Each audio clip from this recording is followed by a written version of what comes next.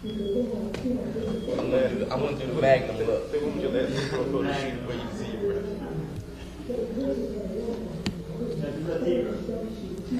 I can't show you the tigre. Right. Yeah, I know.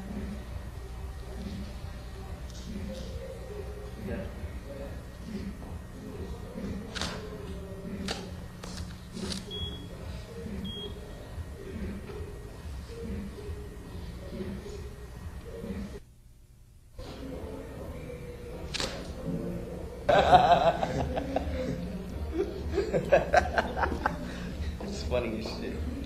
I should put this out there.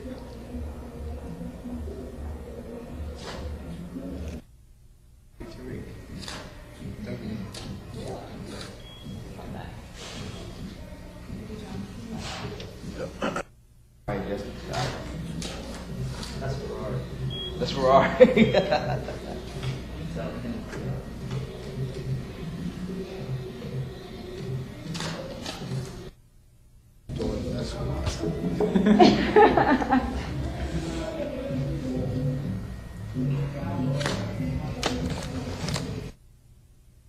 Yep.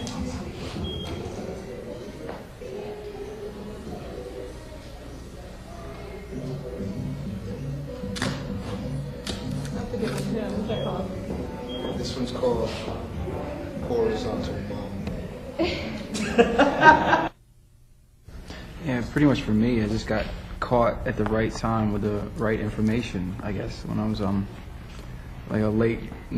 like probably around 16 or 17 years old, I started finding out about some of the animal cruelty things, and just ethically it didn't really make sense to me to keep eating meat, so eventually I stopped. So a lot of places now, when you're traveling on the road, you have a lot of Middle Eastern places that the falafel becomes the other spot, the other thing to go for. And a lot of times you get, some places have veggie burgers. But the main thing is really just carrying your food that you need with you. You know, taking your cereal. Yeah. So you always have like, you know, a little carton of soy milk and some cereal. So you're always straight for breakfast and a snack kind of thing. Yeah, ultimately the best thing to have would be to have a chef come with, like a cook, you know, personal food assistant, director of operations and eating. But Not time yet. not yet. It's coming. It's in the mail. All right, just a couple more questions. You go ahead, sir. Well, you know, Repeat the question. I was watching this thing on HBO. It was a special. I can't remember the name of it. But it was all about like eating habits and different cultures. And they actually showed in China like how people eat cats. And I'm really fond of cats. And I just happened to be sitting on my couch with my cat.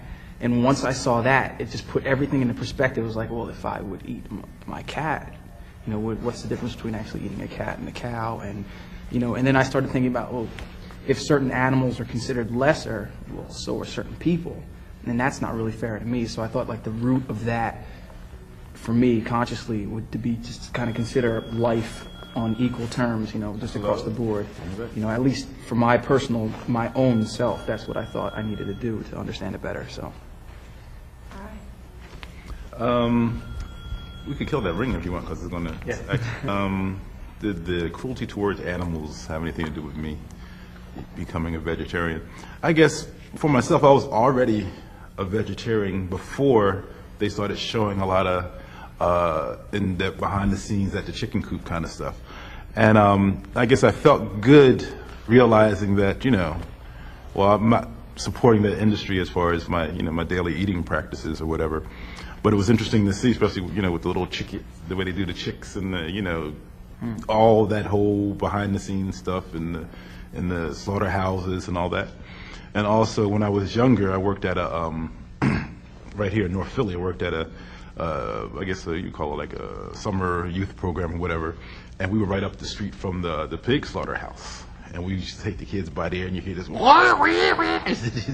then they had the trucks with just the insides, just full of just the insides, you know, being shipped out, you know, just what's left over.